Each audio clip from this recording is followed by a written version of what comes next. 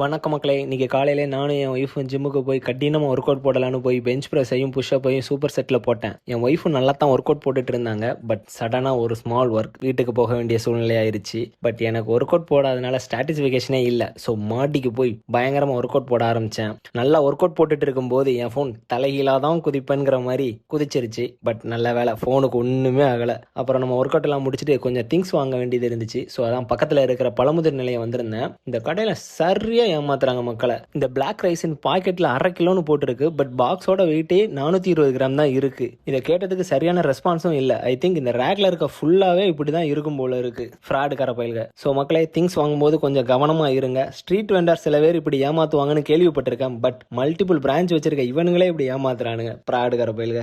அப்புறம் ஈவினிங் ஒரு 6 கிலோமீட்டர் ஓட்டம் இருந்துச்சு. அதை புஷ் பண்ணி சிங்கிள் ஸ்ட்ரெச்ல முடிச்சேன். அப்புறம் நான் 6 கிலோமீட்டர் சிங்கிள் ஸ்ட்ரெச்ல முடிச்சேன்ற குஷியில அகைன் 1 கிலோமீட்டர் ஓடினேன். டோட்டலா இன்னைக்கு 7 கிலோமீட்டர் ஓடிட்டேன். ரன்னிங்ல இப்போ நான் கொஞ்சம் கொஞ்சமா இம்ப்ரூவ் ஆகிட்டு வரேன். ஸோ நீங்களும் கன்சிஸ்டன்சியா எதுவாக இருந்தாலும் ட்ரை பண்ணுங்க. கண்டிப்பா இம்ப்ரூவ்மெண்ட் ஆகும். ஓகே மக்களே, நாளைக்கு பார்ப்போம். Stay strong, be happy.